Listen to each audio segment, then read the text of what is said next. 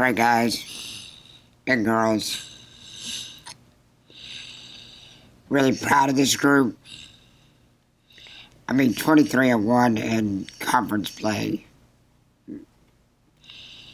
It's amazing the focus that this group has had the entire year. I mean, and they made it look easy, but this group has handled adversity. And they've gone through their ups and downs, and they just did it with such maturity and such consistency. So we put a bow on the regular season, and then they're champions. It's something they can never, that nobody can ever take away from them. But now we all understand what this time of the year is all about, and let's see where it takes us. How beneficial is it to have that first round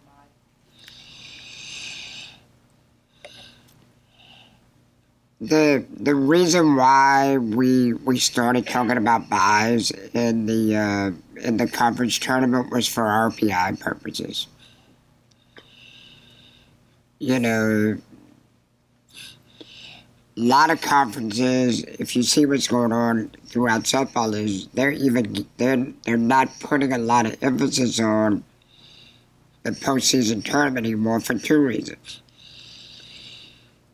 It's a quick turnaround to regionals, so you got to fight to get through this tournament. I mean, it's going to be a war. It's going to put a lot of wear and tear on your team over a 3 or 4 day period of time.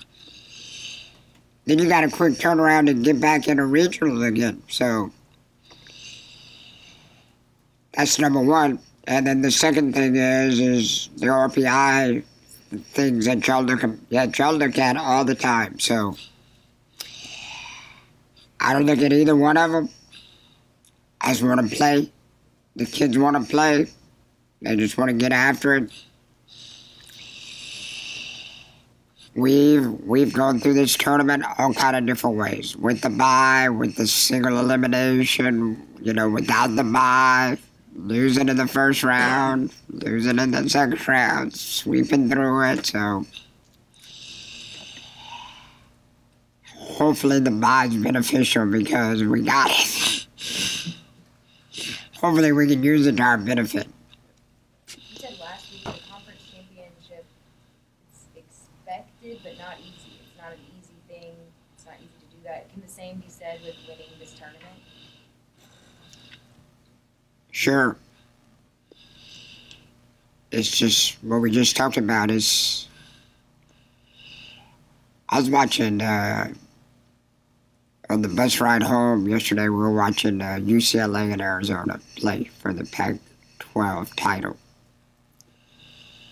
And they flashed up a logo or whatever they put on the bottom, some graphics. Arizona, which has been in 20 whatever World Series and 8 national champions, has not won a conference championship in 10 years. That was just like shocking to me. I don't know why it shocked me, but I sat there and I looked up there and wow. It's crazy, Around here, we take a lot of that for granted, I guess. And there's a lot of parity throughout softball now. This team made it look easy, and it wasn't easy. There was nothing easy about it, but they made it look easy. And I don't know. I can't explain why. I mean, it's a team with a short-handed roster. It's a team that really doesn't have the depth that it needs to have in the circle and some other places. But those kids were able to compete day by day by day. I don't take nothing for granted. I'm just telling you. We opened the season this year and could have easily been 2-4. And, I mean, it's been a grind the whole way. It's been, those kids have focused and worked hard the whole way.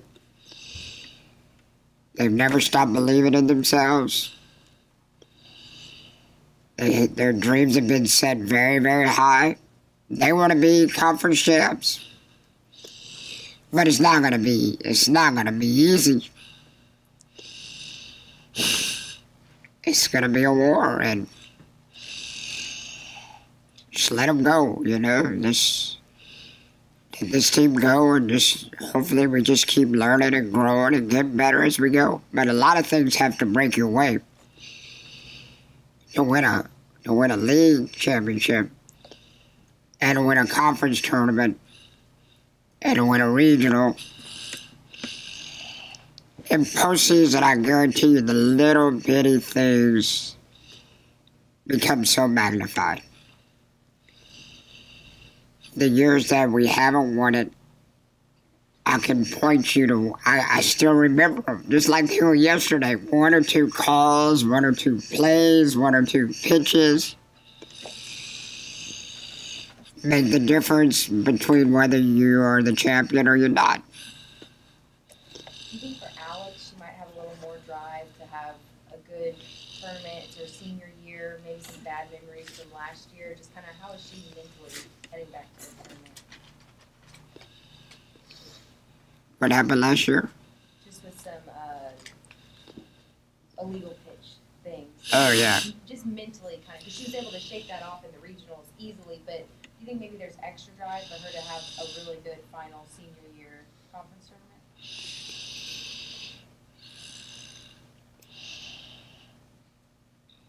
You know, as an athlete, I don't think you wait till the postseason to have the drive. I mean, those kind of moments as an athlete happen over the summer. They happen in the fall. They happen in the weight room. They happen in the scrimmages. They happen in your bullpen sessions.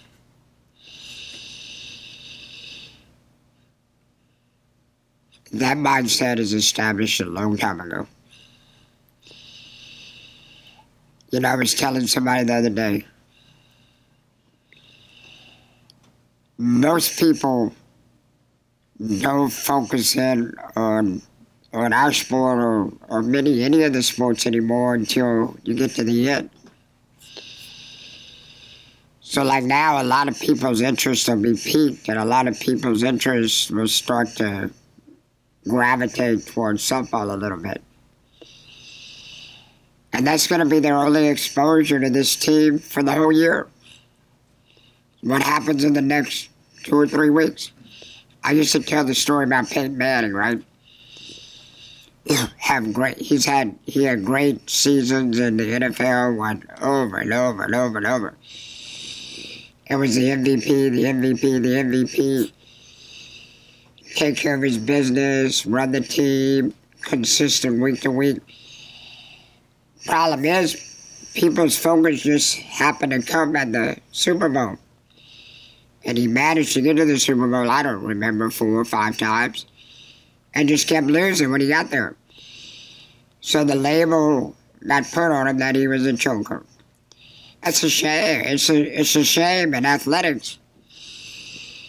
Just because people's focus goes to that team and that event for that single moment, that's how you're going to be labeled. I disagree with that. Tell you something about Alex Stewart. Wow. From the time that kid got in this program as an unrecruited, 1 pitch, can't even play on a travel ball team, to an All-American and undefeated in conference, and just I can just keep going on. And going to graduate in mathematics with a 3.7. The kid is amazing. She's amazing. It's amazing what she's been able to do. It's amazing who she is. It's amazing how she has affected me, her teammates, this program. Alex Stewart is a warrior. Alex Stewart is a champion. Alex Stewart is a winner. Alex Stewart is an incredible woman. What happens over the next 2 to 3 weeks ain't gonna define her. Does she want to win? Does she want to hold the Sure. Do we all want to write the final script? Do we all want to write our final script? Sure we do. Are we all able to write our final script? No. And more times than not, it's going to be adversity, and it's going to be a tough moment, and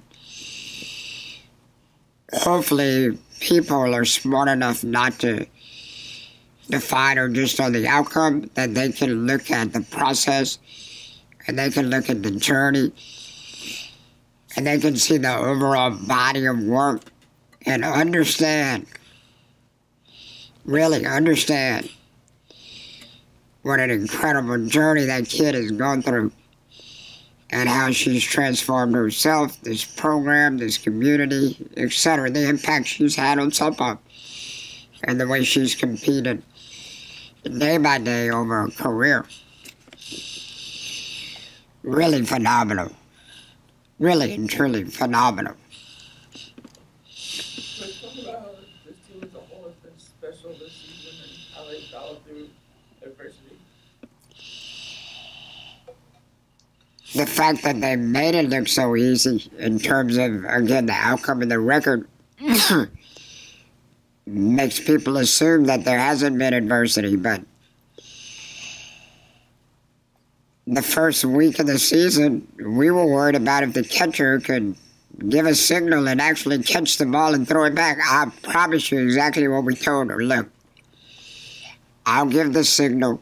Don't even worry about giving signals. I'm going to give the signal to the pitcher, to the infield, to everybody.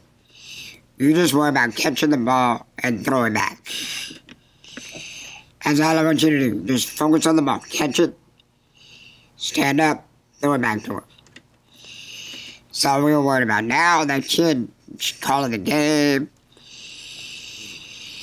handling the dialogue with the umpire, handling the pitching staff, going out to the mound, calling the defenses, calling the coverages. It's just amazing, her growth. Corinne Vonche, we talked about her story, how she's come in and solidified that infield. DJ Sanders from nowhere, just so rock solid, and what a season she's had. I mean, I'd have to go through every position, but Alyssa Denham, comes in as a freshman when Alex is struggling and solidifies what we're doing and beats Alabama and gives us the early victories. And there have been a lot of adversity that this team has gone through. And again, now that we get to the end, we just take it for granted, but it's not. I mean, I can remember opening weekend like yesterday and getting swept, and we couldn't score a run, and we couldn't get anybody out, and we couldn't catch the ball, and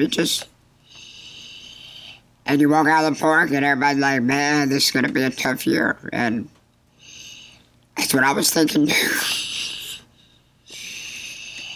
And it's turned into a pretty special year, and the reason why is because of those kids. Those kids have continued to believe in themselves, and they continue to believe in each other. And then the love and support of this community, that when times get tough and times get rough, fans, that's when you need your fans. You don't need your fans when you're kicking everybody's butt and demolishing people. You need your fans when you're down. You need your family when things are rough. You need people to love you when you're down and out. It's not when you need to be thrown away. That's when you need to be loved. And they felt it. This team has always felt loved. They've always felt supported, and instead of just being given up on, they've stood and fought. And the reason why they stood and fought is because the support structure behind them says, we believe in you and we're going to get through this together. Pretty special. Pretty special group of kids. pretty special fan base,